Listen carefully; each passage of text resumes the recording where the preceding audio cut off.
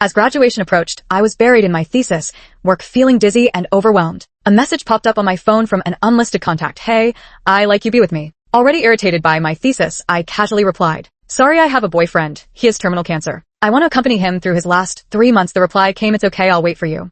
3 months later, I received a message from the same person. Has he passed away now? While writing my thesis, I received a confession message. My first thought was that it was a prank. I was already frustrated with writing my thesis, busy translating and proofreading, and then someone had to bother me at a time like this. I want to punch the earth into smithereens, let graduation theses vanish from the fate of undergraduates forever. Glancing at the sender's name, I didn't recognize them at all. I couldn't even remember when we became friends. I casually replied with a fabricated lie, sorry, I have a boyfriend, and he is terminally ill with cancer. I want to accompany him through his last 3 months. After a long pause, the other person replied, it's okay, I'll wait for you. After that, I put the matter out of my mind, busy with thesis plagiarism checks and defense. Fortunately, I passed the thesis defense on the first try, and then it was all about job hunting and graduation preparations. After graduation, I joined a large company and truly stepped into society. Thanks to my thriving experience in student clubs during my 4 years of university, I quickly adapted to the work environment and maintained good social relationships with my colleagues. As expected of me, then one evening after work, I received another message from that number on my phone. Hey, has your boyfriend passed away? Now I stared at the message for a long time, piecing together the context as memories from 3 months ago flooded back. No way, this guy is way too blunt. Most people who address me like this are juniors I knew from university. High school acquaintances were usually classmates of the same grade. I doubt I knew many underclassmen back then. Checking the timestamp, this junior really waited exactly 3 whole months before sending this greeting, though it's incredibly rude. I couldn't tell whether they were being intentional or genuinely didn't grasp my earlier rejection. Dating is such a meaningless thing. Back in my sophomore year, I almost got together with a senior, but then I asked a mutual friend about him. That friend was really kind and straight up told me that the senior had just broken up with another senior girl from our grade the previous week. So what was I supposed to be perfect? That one ambiguous experience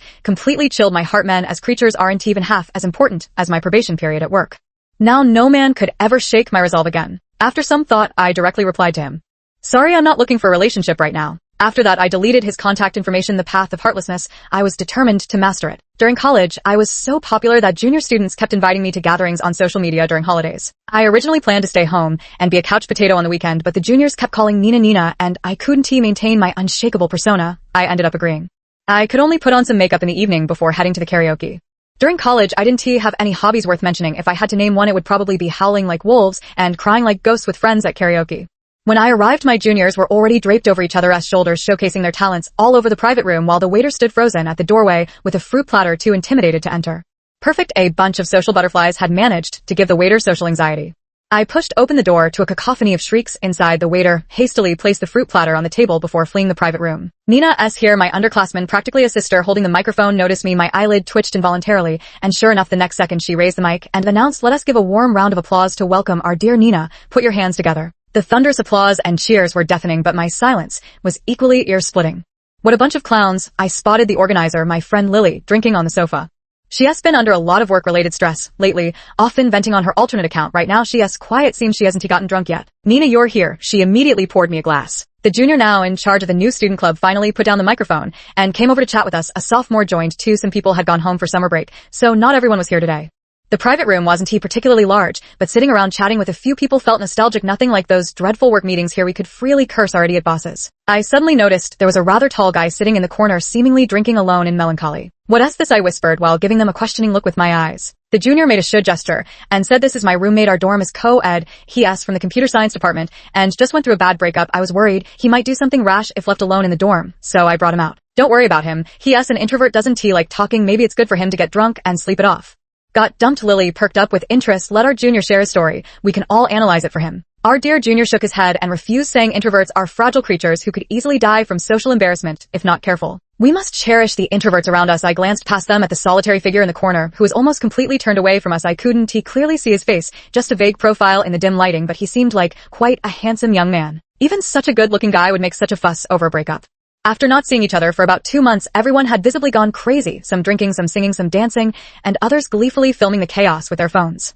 In the corner there was someone drinking alone in silence. It was utter chaos. I had a bit to drink too, but ended up being the most sober one in the end. Faced with a room full of drunks, I thought maybe I should drink more and just join them in their stupor. Lily and the junior were cheek to cheek. If I hadn't stopped them, they would be kissed. The two juniors weren't much better either. One was drunkenly confessing his love while hugging a liquor bottle. The other had passed out clinging to the sofa leg. The only one who still seemed remotely sane was the heartbroken introvert who'd been sulking like a mushroom in the corner from the start. At least he looked normal. I turned down the music in the private room and tentatively called out, "Hey, handsome."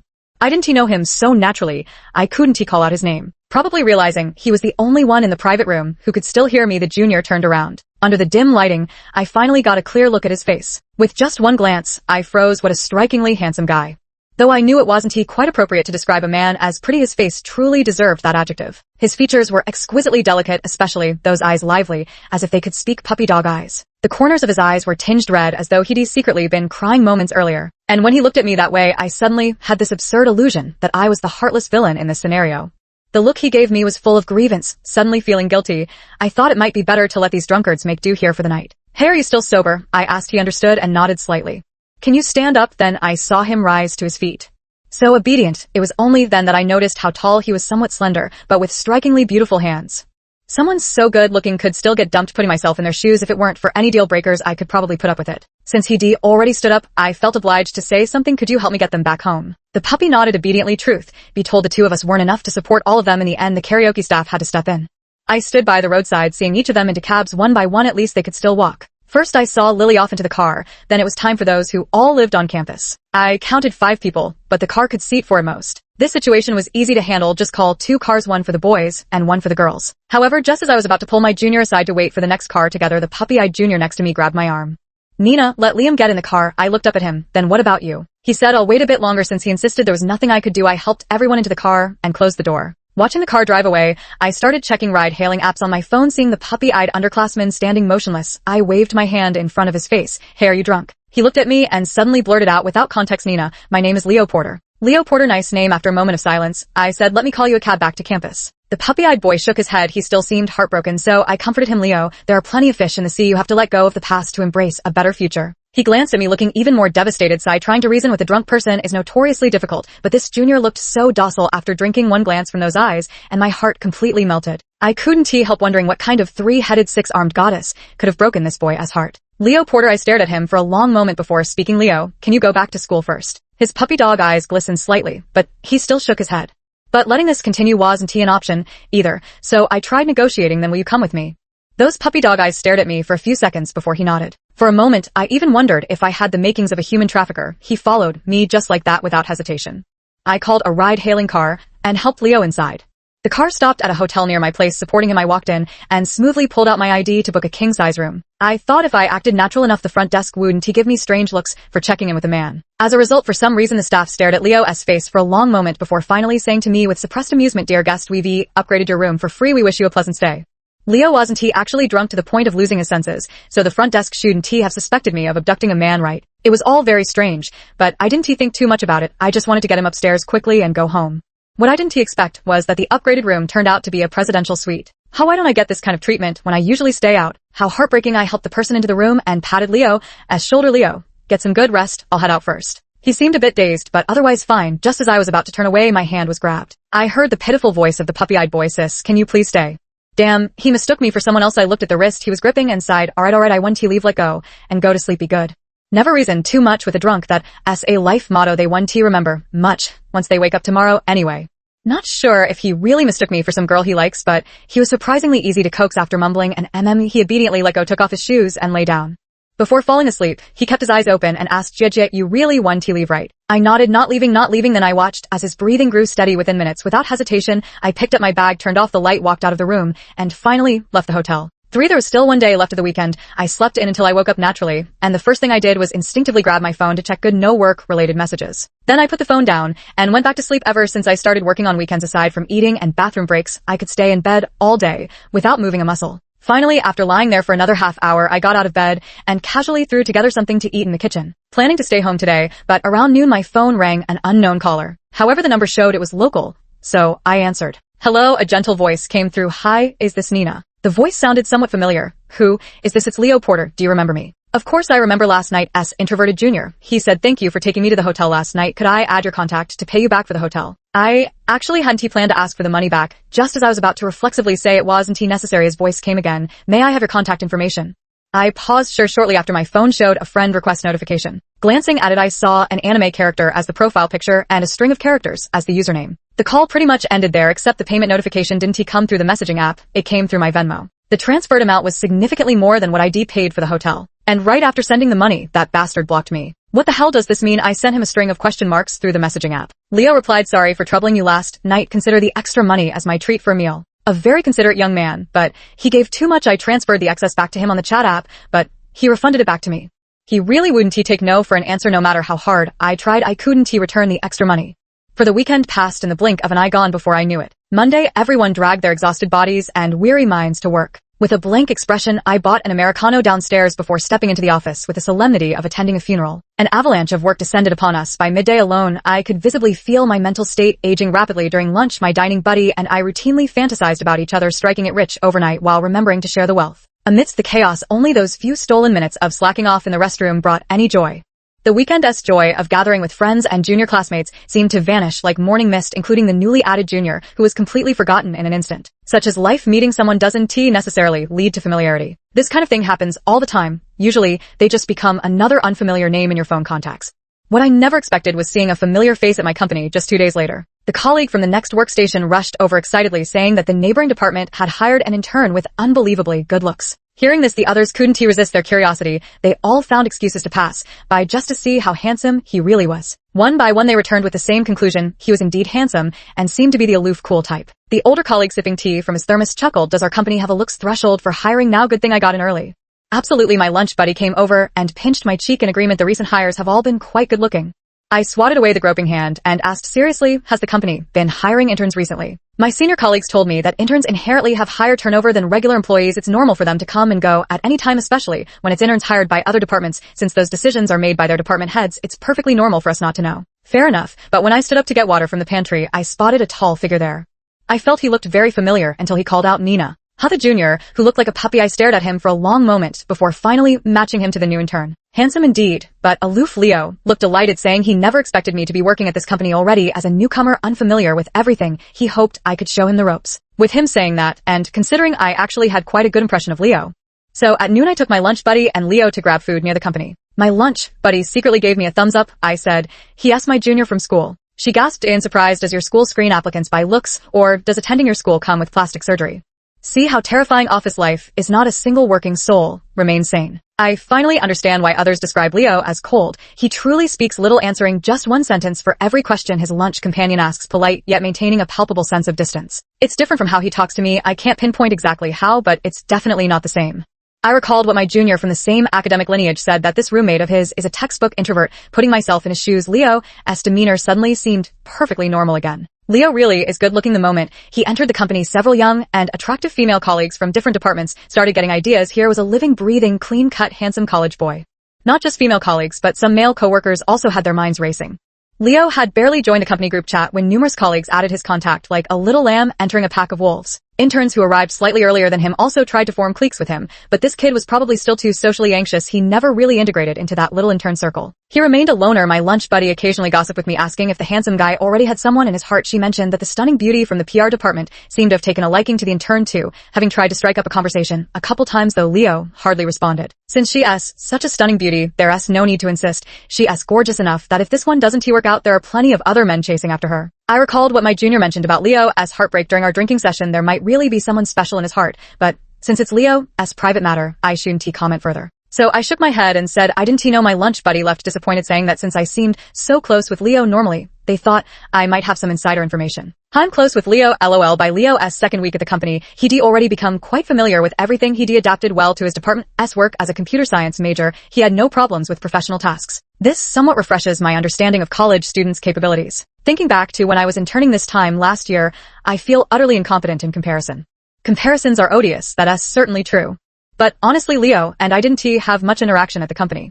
First of all, we don't even belong to the same department. When things get busy, I can't even see the boss in my line of sight, let alone him. Secondly, we weren't really that familiar to begin with. Before Leo joined the company, we'd only met once. Though I will say Leo is a polite kid, he always greets me whenever we cross paths. Another weekend arrived, and I finally put down my work, shut down my computer, and left, though this time I took the laptop with me since I do need to keep an eye on work matters from home over the weekend. Workers like us hardly dare claim we always have full weekends to ourselves. Just as I reached the company building, I happened to see Leo being chased by a girl asking for his contact information. After initially refusing, he started taking detours, but no matter how he tried to avoid her, the girl still thought she had a chance and wanted to try again. Only then did I believe Leo truly has social anxiety. Right now, he looks like he'd rather bury his head in the ground. I've tried to say no several times, but an introvert facing an extrovert, he stood no chance. After watching for a while, I stepped forward and wrapped my arm around Leo as he instinctively tried to shake me off, but when he glanced sideways and saw me, his expression froze before obediently staying still. Darling, waiting for me to get off work, I chuckled. He finally caught on and gave a muffled in response. The cheerful young girl's expression instantly darkened. She tossed out a "you should be said you had a girlfriend earlier" before striding off with her friend.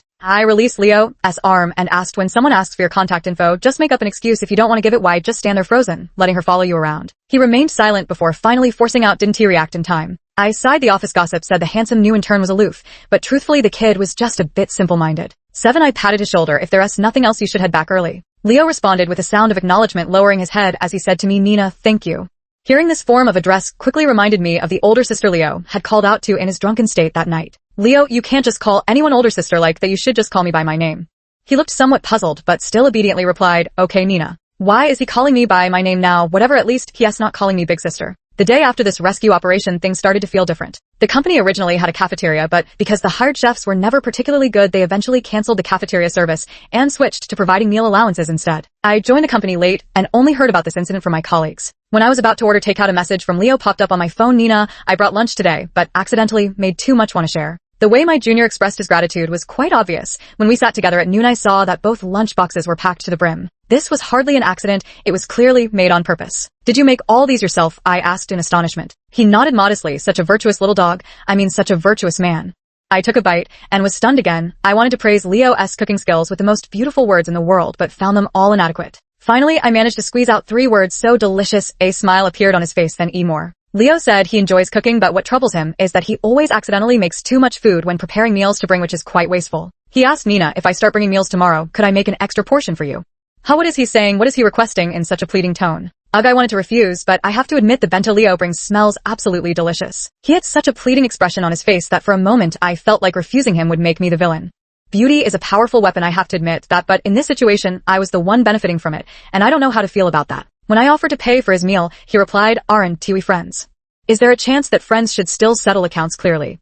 No matter what I said, Leo just wouldn't take my money. He wouldn't even remove me from his Venmo blacklist. I thought he was just bringing me lunch occasionally, but after that day, he basically started packing bento boxes for me every noon. After freeloading for so long, my conscience started bothering me. The only way I could make it up to him was by occasionally treating him to dinner after work. He never refused those offers. He spoke little during meals, a man with impeccable table manners. Because of Leo, the first gradually grew apart from my lunch buddy. She said to me in a melancholic tone, "Who would be thought our handsome intern who could debut as an idol would end up falling for you?" My tone was resolute. "Impossible, absolutely impossible." My junior still has his heart set on that older sister of his. 9. Working for too long makes people go crazy. My boss and I were planning a new project, preparing to interview an original singer from the entertainment industry. Everything was going smoothly during initial communications, but 2 days before the scheduled date, they suddenly told us there was a scheduling conflict. They stood us up, even paid the liquidated damages, but scrambling to find a replacement at the last minute was practically impossible. My boss spent hours on the phone in the office until her mouth went dry, but every artist she contacted either had scheduling conflicts or didn't fit the company's budget. It wasn't just her. My mouth was nearly dry too for those 2 days. Colleagues passing by our department looked at us with pity. The resentment grew so thick that even a passing dog would get an earful from me. Workers gotta work who isn't a little crazy. There were moments I genuinely wanted to quit and become a full-time daughter at home, wondering if my parents were serious about letting me inherit the family business when they mentioned it earlier this year. Leo noticed and asked a couple questions he asked from a different department, and I rarely talk with his colleagues, so I casually vented to him too. Leo asked, "Need celebrities from the entertainment industry?" I replied, "Not necessarily." My already deranged boss was already contacting several fairly popular influencers. Then Leo suddenly said, "I know someone who is an actress. I can ask her for you." At this point, I was willing to try anything, though I didn't hold much hope. Leo made a call right in front of me, addressing the person as sis. After hanging up, he said, "I'll give you her number. You can talk to her directly. She just agreed to help." Though I wasn't pinning all my hopes on Leo's contact, it was still an option. I asked him, "Which actress is it?" Leo said her stage name should be Jenna Kane. I nearly choked on my own saliva. "Who, you mean Jenna Kane from Above the Clouds?" Leo nodded, feeling like I was living in a dream. I first searched for and added the contact information Leo forwarded to me, then made a call. Hearing that gentle and familiar voice on the other end, I still couldn't quite believe it. It wasn't until shortly after when someone claiming to be her agent added my contact and informed me that Jenna Kane could spare half an hour the next day for our interview and event, and that he could come by in the afternoon to sign the contract. I reported the matter to my overwhelmed boss, who reacted similarly to me, then rushed to finalize the contract. We also completely revised the previous proposal. Jenna Kane is in a completely different league from the original singer we initially approached. Her current popularity is soaring with a new drama airing. She is practically a rising second-tier actress with strong public appeal, one of the top young stars in the industry. Our company could definitely pull strings to get her, but never in such a frantic rush, answering a single call without even haggling over the price. Leo's influence is truly immense. When Jenna Kane's agent actually showed up in the afternoon, I nearly felt like bowing to Leo in gratitude. That guy really has connections in Hollywood. The negotiations went smoothly. They probably didn't care much about the money our company offered, but our sincerity won them. Over the very next day, the beauty showed up at our office. She was gorgeous, even more stunning in person, so breathtaking that none of my colleagues could focus on work. Men and women alike had eyes only for her. Watching up close, she gave me a gentle smile that melted my heart. Maybe it was my imagination, but I kept feeling Jenna Kane's gaze lightly brushing past me. I was in a daze until she left. Because of this incident, I was highly praised since Jenna Kane had complimented me. Plus Leo didn't he want others to know he was acquainted with Jenna Kane, so all the credit fell to me. My stingy boss even said he'd give me a bonus for someone who had been employed for less than 4 months and officially converted for less than 3. This was an incredible stroke of luck. So I invited Leo out to dinner again. I even considered giving him half of my bonus. 10 with ample budget, I took this junior of mine to a relatively upscale restaurant. What I never expected was that Leo accepting my dinner invitation actually came prepared with a gift. Normally, I wouldn't entertain any improper thoughts about Leo, especially knowing his heart belongs to someone else. Considering Jenna Kane, who recently helped me tremendously, is someone he calls sis, and given how stunning she is, it's hard not to speculate, but that's his private matter, and I didn't pry. Nina, congratulations on your recent career success. This is my congratulatory gift for you. See if you like it. There was a hint of nervousness in his tone, even a barely perceptible tremor. He was nervous. Inside the open box, I saw a necklace, not exactly a cheap gift, and I recognized the brand. Something felt off. Leo, I've been calling him that lately. I should be the one thanking you, giving you gifts. Why was it the other way around? He said, well, you give yours and I'll give mine. His eyes were fixed on me as he spoke, the glimmer of expectation and sincerity in them unmistakably genuine. He truly hoped I would prepare a gift for him, and equally hoped I would accept his gift. After a moment of silence, I said, I can't accept this. Why? Leo's voice carried a mix of confusion and disappointment. This one is easy to explain. You still have feelings for another girl. It's not appropriate to give this kind of gift to someone else. Though I call him my junior, at our core we're the same age, just a young man and a young woman. Social interactions need boundaries. The moment my words left my mouth, I sensed Leo falling silent. He opened his mouth as if to say something, but the words died on his lips. After a long pause, I heard him mumble, this is different, please just accept it, okay? Well, that he got me figured out for the first time in my life. I realized my type is this kind of mature, yet caring young man. Good-looking, excels at everything, takes care of others, and even knows how to act cute occasionally. 11. It seems my refusal to accept gifts has hurt Leo's feelings. He ate in silence, clearly much quieter than usual. It was already late when we headed back. The place wasn't too far from where I lived, but Leo insisted on walking me home. I walked slightly ahead with him, keeping about half a step behind me. I was lost in thought. So I didn't pay much attention to my surroundings. Leo had a strong presence. No matter how socially anxious this introvert was, you couldn't deny he was a handsome guy over 6 feet tall. With him walking beside me, I felt like we were drawing significantly more attention from passersby. When I reached the building entrance, I glanced back at him and said, I'm going up now, you should head back soon too, be careful. Leo gave a quiet his gaze lingering on me, and I saw him still standing under the streetlight as I climbed the stairs. A bad feeling crept in. The next day, I requested a business trip from my supervisor. I also told Leo he didn't need to bring me lunch for the next few days. There happened to be a project out of state keeping me insanely busy, but it didn't stop me from visiting the zoo to see giant pandas. Consider it a work-funded trip. Taking advantage of my freshly graduated body that could still handle being a commando for once, exhaustion was a small price to pay. When you're tired, your mind doesn't wander uncontrollably during those sleepless midnight hours. Falling asleep the moment my eyes closed, I was quite satisfied with that. After returning from my business trip, I learned from my former lunch buddy that Leo hadn't brought his homemade bento to the office during my absence. My ex-lunch companion clicked her tongue and said, I told you that boy's fallen for you, why won't you believe it? I remained silent. She continued evaluating, are you really not moved? Such a fresh, juicy cabbage right there. How did I become the pig? I protested. She looked me up and down before apologizing. Sincerely sorry, you cabbages should just settle this among yourselves. I avoided Leo, though I knew it was unnecessary, but just as my former lunch buddy had said, he was a fresh and tender cabbage. Even cabbages would be tempted, but this guy already had someone in his heart. A man who carries 2 people in his heart. Forget touching him. Even looking at him feels like a sin. He probably sensed my intentions too, as he hadn't messaged me these past 2 days. I saw him less often during work hours as well. Putting everything else aside, Leo's practical skills stood out among the interns, and the tasks assigned to him were increasing by the day. 13. On the weekend, I was curled up at home. By evening, I thought I'd just order takeout on my phone. The sky outside looked gloomy, and I was afraid it might rain, slowing down the delivery, so I wanted to hurry up and place the order. But just a few seconds after opening the food delivery app, one saw Leo's call. After hesitating for a few seconds, I answered, Nina, are you home? I lowered my eyes. Yeah, what is up? Leo's voice continued saying, can you come down for a bit? There's something I want to talk to you about. I could usually predict how such conversations would unfold, anticipating the topics that would inevitably come up. The weekend was too peaceful, and my avoidant personality kicked in. Just as I was about to refuse, I noticed the sudden downpour outside. My hand, holding the phone, paused as I asked Leo, are you out in the rain? After a moment, he replied, I'm taking shelter. Now a few minutes later, I slipped on my sandals, grabbed an umbrella, and brought the drenched Leo, who was waiting downstairs like a lost puppy, back to my place. His clothes were slightly damp from the rain, his jacket taken off, as he sat awkwardly on my sofa. Water droplets still clung to the ends of his hair, and he thoughtfully wiped them away with a tissue himself. I poured him a cup of hot water. So what brings you here? He first looked up at me. I was barefaced with messy hair at the moment, and I was curious to hear what he'd say. Except Leo's first words were, have you had dinner yet? I said I was about to order takeout. Why? He stood up. Do you have ingredients at home? I'll cook for you.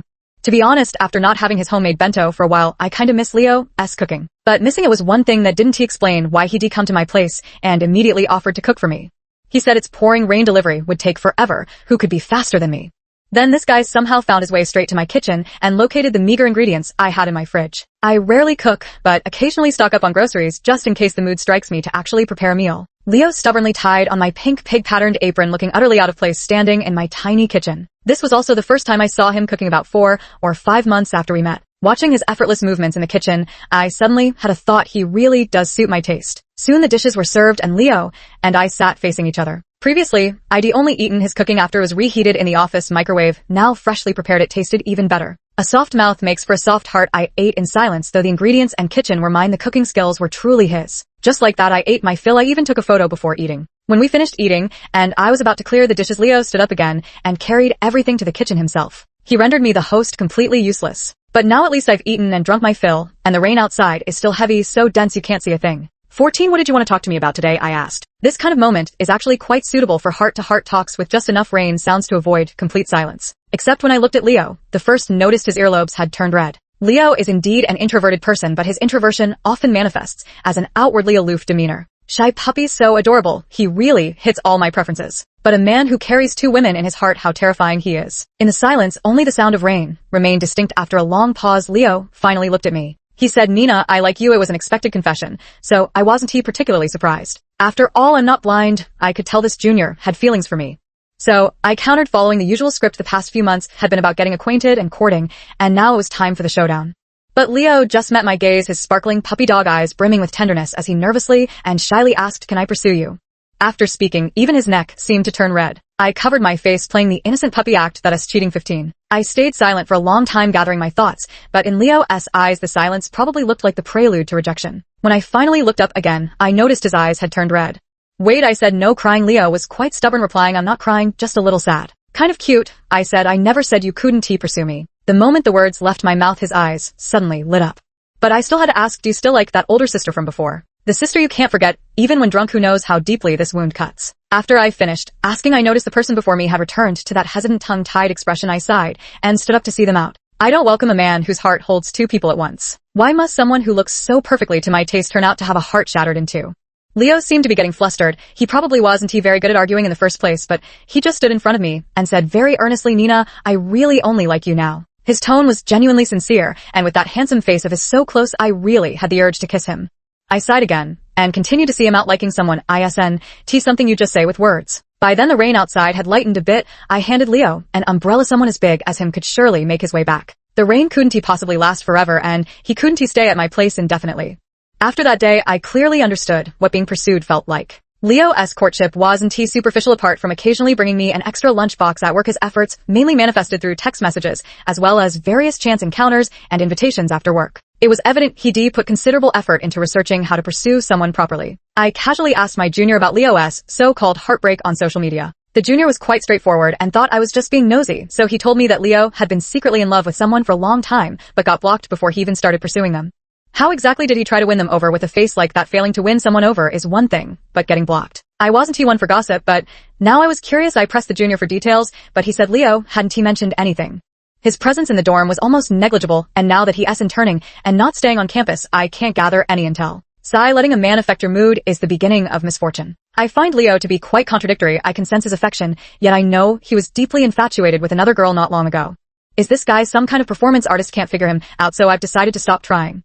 At the end of November, Leo resigned from his job to return to school. After leaving, he still frequently appeared near the company, either to pick me up after work or to bring me things. He seemed to have gotten wiser, no longer gifting extravagant items worth tens of thousands, but rather warm, stylish accessories or practical necessities. It dawned on me belatedly that the gloves and scarf I was currently using were all gifts from Leo. He has good taste, but sometimes he has really quiet the things I'm too shy to ask about. He doesn't bring up either. Apart from holding hands, hugging, or kissing, we got along quite like a couple. Christmas fell on a weekend, and I had a hunch something might happen that evening when Leo and I had dinner. I was still taken aback when he dared to reach for my hand. Looking up, I noticed his ears were burning red. Leo's hand was very warm. You could tell he was nervous. He took a small box out of his pocket and said, "Nina, can you accept my gift now?" Truth be told, I'd already received quite a few, but by Leo's standards, he probably meant gifts he considered presentable. The kid came from a well-off family. You could tell just by his fashion sense. I was guessing what he might have given me, but when I opened it, a jade bracelet as clear as glass appeared before my eyes. It's just a Christmas gift, no need to make such a big deal out of it. 17, I sighed. What kind of gift is this? He stammered, "Why you don't like it? I saw you sometimes watch jade videos, so I thought you'd like it." I do like it, but usually I'd only forward this kind of thing to my family group chat, enthusiastically calling out to mom and dad. "It costs millions easily, my wallet hurts too." "Expensive," I said. "Not expensive," he said. "I bought it when I was a kid back then. It wasn't as pricey as now." I'm going to fight this rich guy, but I found it somewhat amusing. "Are you giving away your most treasured possession? If you bought it when you were a kid, how did you know it would fit me?" I laughed. Leo blushed and said, "I bought the bracelet blank earlier, but only finished making it recently." Honestly, this bracelet truly struck a chord with me like flawless white moonlight. Speaking of white moonlight, I suddenly remembered something else. That girl you liked before, it wasn't Jenna Kane, was it both called older sister? If it's her, how powerful must that white moonlight effect be? She so beautiful. I could kiss her twice, but after I said that, Leo's eyes widened in shock as he hurriedly explained, No, she's my cousin. Cousin, I could sense Leo's genuine frustration as he said, "She's my aunt's daughter." Leo remained persistent about putting the bracelet he gave me on my wrist, and it fit perfectly. I gazed at the jade bracelet on my wrist, growing fonder of it the more I looked. After some thought, I finally asked, "Is there anything else you want to say?" "For the sake of the bracelet, I think I can say yes." In a relationship, the worst thing is being with someone who neither spends money nor provides emotional value. Aside from having a potential former crush, I can't find any faults with Leo in other aspects. I've liked other people before too, nothing wrong with that. I thought Leo would ask me to be his girlfriend after confessing, but he just smiled, looked into my eyes, and said, "Nina, Merry Christmas. I hope you're happy every day." Leo's gaze was exceptionally bright and sincere under the colorful Christmas streetlights. His eyes were so beautiful, I raised my hand to cover my face. Who could resist such a pure-hearted puppy love? I couldn't hold out any longer. I couldn't tell if his game was too strong, or if my immunity to men was gradually weakening. I asked him, "Leo Porter, do you want to be in a relationship with me?" Yes. His eyes widened as if his girlfriend would vanish if he didn't answer fast enough. Puppy is happy. 18, I'm in a relationship now. My boyfriend is wonderful, young, handsome, sensible, well-behaved, great both in the kitchen and in public, and he's even a college student. He usually looks so refined, but when you reach out to touch him, you'll find abs and pecs. The only thing is he runs away after being touched, so shy, but still willing when his girlfriend wants to feel them. It's hard to imagine there's a man in this world who suits my taste so perfectly. Damn it, I can feel my love-struck brain growing. As New Year's approaches, I'm starting to count down to the holidays. While scrolling through social media, I came across a junior sharing snippets of daily dorm conversations. For roommates, 4 profile avatars. I originally just glanced at it without much thought. But at second glance, I noticed something was off. None of these 4 profile pictures belonged to my boyfriend. The chat history was from today. When I checked back, I saw Leo hadn't changed his profile picture at all recently. This was a serious problem. I discovered my boyfriend had 2 social media accounts. In situations like this, every single online advice post unanimously recommends breaking up. I think I've really been love-struck lately. I actually wanted to hear his excuses. Leo must have noticed I've been a bit distant with him these past few days. He came to my place and cooked a whole feast, dressing up handsomely too. The moment I came home from work and saw him, even my tiny rented apartment suddenly looked twice as nice. Faced with a table full of delicious dishes, I hesitated for a moment, worried I might lose my appetite. After the confrontation, I decided to eat first and talk later. Unexpectedly, Leo was the first to speak after the meal. He asked me, "Nina, have you been too busy with work lately, or have you started liking me less?" Damn, at the moment he spoke, I felt like he was the more aggrieved one between us. I stayed silent for a long moment before pulling out my phone. "Then can you explain why the account you used to chat with me isn't the same one you use with your roommate?" At this moment, I should be completely justified in my stance. Just as expected, after I asked, Leo fell silent too. Apparently, he hadn't planned to deny it. I've considered many possibilities, like whether he was using another account to chat with other girls. If someone this clingy still had energy to entertain others, that would be truly heartbreaking. I waited for Leo to explain himself, who knew I'd end up hearing him say pitifully that account was blocked by you. 19, this wasn't the plot twist I expected. He showed me his phone, and only then did I realize we'd actually been friends on his other account before. Opening the chat history felt eerily familiar. First came shock, then silence, and finally it all dissolved into speechlessness. At this moment I pondered for a long time, but still couldn't figure out why Leo was the junior who never spoke after adding me, but went straight to confessing his feelings. I asked him this question myself. He stayed silent for a long time before finally telling me that on the day he sent the confession message, he had been drinking a little and acted on impulse. As for why he so punctually asked 3 months later whether my so-called boyfriend had died, his answer was, "You never know." From Leo's mouth, I heard another story, a tale of unrequited love from his perspective. Apparently the one who made him drink sorrows away at karaoke and left him pining was none other than me. I was shocked by this revelation and even suspected there might be some fabricated elements to the story. He looked even more aggrieved. I'm not lying, we knew each other when we were kids. Leo said he didn't used to be called Leo Porter, but Buddy. Buddy, that name did sound vaguely familiar. He continued, we used to be neighbors. It really came back to me then back in elementary school before my family moved. Our neighbors were an elderly couple who raised their grandson, a sturdy chubby boy, who often got teased by other kids in the neighborhood. As an extroverted ENFP even back then, I strongly believed in the chivalrous code of speaking up against injustice and had briefly acted as his big sister protector. Later I heard his parents had made a fortune and came back to take their parents and children to live in a big house. I then had no more memories of that child. Later my family also moved. Perhaps that area had good feng shui because my parents also made some money. My expression turned complicated. You couldn't possibly have liked me since elementary school, could you? Him, our high schools were very close, right next to each other. You were frequently on the honor roll back then, and on Monday flag raising ceremonies, it was always you giving speeches as student representative. There really was a private high school next to mine back then, and the entrance of that school was always lined with luxury cars. Their students' fashion sense was light years ahead of ours. Many went abroad directly after graduation, and those who stayed in China got into top-tier universities, not ordinary ones. Not knowing what to say, I asked him, could you actually hear me giving speeches on stage every Monday from your school? He looked slightly uncomfortable. Sometimes I skipped class to listen. Leo briefly explained our history, but fell silent when I asked when he started liking me. I don't know, in high school, I always looked up to you. When I found out we were at the same university, I was really happy. He went on to share more about his upbringing. His parents were nouveau riche. When their finances improved, they spared no expense to give him the best of everything, including education. But Leo had always been introverted. He wasn't naturally outstanding. There was a period in middle and high school where he struggled academically. He persevered through sheer determination, eventually getting into our current university. When his college entrance exam results came out, his father threw an extravagant celebration party. After hearing all this, I felt somewhat conflicted. There weren't any messy other people involved as I had imagined, but I was still moved by Leo's story.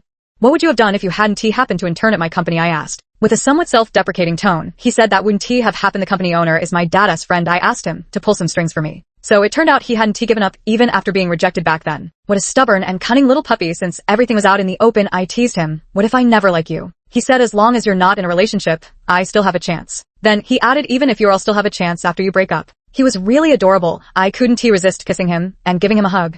Baby, I really like you right now. Some people have commented on my way with words. When I want to sweet talk someone, I can charm them senseless. Besides, Leo was easy to please in the first place, and just like that, the matter was settled. The new year arrived, and I'd been at the company for over half a year. Career-wise, things were going smoothly, and love life, well, sort of. It's just that Leo, the sharpest tool in the shed. When I discussed this with my friends, they burst out laughing and offered me some mischievous advice. Pick an evening to invite him over, dress sexy, just tease him a little at LL work for sure. Leo had been busy with family matters lately, but our text conversations never stopped. Adults know how to voice their own needs. Craving your boyfriend, anything to be ashamed of. But it had been quite some time since I'd seen Leo, and I missed him. During our nightly call, I blurted out, baby, when are you coming back? I miss you so much. His breathing grew heavier as he said soon. I had no idea how soon. His soon actually was. It happened to be Friday night, and after exchanging some sickeningly sweet nothings with him over the phone, I hung up and gamed until 1 a.m. Finally too exhausted to continue yawning, I went to take a shower. Stepping out of the shower, I noticed my phone vibrating. A glance told me it was Leo calling. At this hour, I answered, and my boyfriend's voice came through. Nina, I'm at your door. I opened the door and was immediately engulfed in a tight embrace. Leo, who should have been at home, suddenly appeared before me. I froze for a moment as Leo pressed close and whispered, Nina, I missed you so much too. When we spoke on the phone earlier tonight, Leo was still nearly 600 miles away. Now just before 2 a.m., here he stood before me. Anyone who says I wasn't thrilled would be lying. I hugged him back, stood on tiptoe to kiss his lips, so soft, so kissable, utterly addictive. But I forgot I'd just come out of the shower, wearing a nightdress, not particularly sexy, but it was a little black dress, as I sat astride Leo, my hand gripping his throat. After a long moment, as Leo struggled awkwardly to get up, I pressed him back down and noticed the reddening at the corners of his eyes. So pretty, so easy to tease, Nina. He spoke, his voice rougher than usual. I leaned in to sniff him and teased, you smell so nice. Did you shower at the hotel just for this? Just as I was about to come down after teasing him, my hand was suddenly grabbed. An arm wrapped around my waist, pressing me down. I heard Leo whisper in my ear, sis. Goosebumps rose all over my body, but I couldn't move. No matter how easy Leo usually was to push over, there was no denying he was a vigorous young man over 6 feet tall who frequented the gym.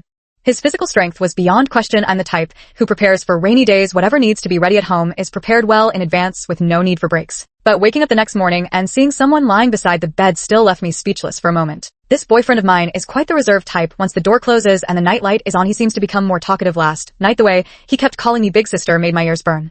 Leo is someone deeply passionate about learning. He excels at drawing lessons from practical experience and particularly enjoys discussing techniques with his partner in bed. Sometimes I really want to sew his mouth shut. 21 in the blink of an eye. A year into the job, I was transferred to the headquarters. There wasn't much change in my position, but my salary increased, and the leader I followed was one of the company's pillars. After my salary raise, I became a visibly sunny and cheerful little girl. Meanwhile, my introverted and shy I-type boyfriend from a year ago started working at his family's company. Then just 1 year later, leveraging the strongest connections, he became the general manager, a stern-faced future corporate tycoon in the making. That guy puts on a completely different act in public versus private. After being together for 2 years, he sometimes drives to pick me up from work. My colleagues tease him as the rich second-generation boyfriend. While the description is mostly accurate, my coworkers all think I'm about to marry into wealth with a promising future ahead. I fall silent watching my diligent boyfriend after returning home. Whatever, he looks damn good in a suit, exuding sexual tension. In our 3rd year of dating, Leo tentatively asks if I want to get married. I went home and asked my parents about our family's financial situation. My dad found it amusing and said, "Oh, planning to come back and join your mom and me in our laid-back lifestyle." My parents, now middle-aged, have become increasingly relaxed, one more so than the other. Their hobbies include gardening and fishing with the occasional real estate investment. When they were younger, they made a fortune from the demolition and relocation of our hometown, but believing they weren't cut out for business, they invested some of that money in young entrepreneurs just starting out. I don't know how many they backed, but at least a few must have succeeded. Their annual dividends now are enviable. I said I've got a boyfriend and wanted to know whether our family is richer than his. My dad, he said, "So now we're meeting the parents. What are your mom and I supposed to do?" The pure innocence in my parents' eyes made me think I should enroll them in senior citizen university. When I had time, they truly had no experience. But after Leo came to visit and mentioned the connection between our families, my parents suddenly became very satisfied, saying Leo had always looked promising since childhood. Adults really know how to talk nonsense. I'm not even sure if they remember what Leo looked like as a kid. What followed was our parents hitting it off splendidly during their conversation. I thought the wedding preparations would just continue like this until one weekend evening when Leo pulled me aside to get dressed up. I assumed we were going for our pre-wedding photo shoot. Instead, he took me aboard a private jet where he proposed mid-flight. Fireworks bloomed in the distance, forming a ring-shaped burst across the sky. As an actual ring appeared before my eyes, Leo knelt on one knee and asked, "Nina, will you marry me?" Damn, if they'd even arranged a photographer, why didn't they let me practice my teary-eyed hand-over-mouth reaction beforehand? 22 married life, ISN, much different, just moving to a new place while still living together. We don't have plans for kids yet. Getting married actually enriched my savings. My parents have earned so much money over these years, wow. During sophomore year, I almost dated a senior student, but when I asked a mutual friend about him, that kind friend directly told me the senior had just broken up with another senior girl the previous week. Leo himself, well, he has become my now hee-hee. Later I learned that the hotel where Leo was sent that day was actually one of their family's properties. The front desk staff recognized who the young master was. I was doing well at the company and later got headhunted with offers for better positions and higher salaries elsewhere. Happiness is no matter how mature and composed Leo appears outside at home. He is still a clingy puppy. I noticed him putting more effort into maintaining his physique, that domesticated husband charm becoming increasingly irresistible. His extra Leo, the first, always remember Nina. In elementary school, I was a head shorter than her and called her big sister. After moving away many years later, I heard that name again from other students from the neighboring high school. Passed by chatting, Nina topped the exams again. How does her brain even work? Nina, I went to the neighboring high school to check the honor roll where her photo was displayed. One glance at those brows and eyes, it was unmistakably her. She was becoming more and more outstanding, smart, beautiful, and graceful. During those 2 years, I looked up to Nina and constantly pushed myself to work harder. There was one thing I lied about. I only worked so hard for that school because I knew she had gotten in. My father originally wanted to send me abroad, but he never expected I'd get into an Ivy League school. He was stunned. But for me, it was the result of long effort back then. I couldn't explain why I kept chasing Nina's footsteps until the start of freshman year, when I saw her standing in front of a club. She shone brightly in my eyes. I added her contact information. Yet I never dared to disturb her later. As she was about to graduate, those days tormented me. I drank alcohol and sent her my first message. I was laughed at for a long time afterward. They say unrequited love is one person's battlefield. Chaos. Thank you to my wife. She made me a better man. I was once too timid to step forward. Thank you for being willing to see me. The end.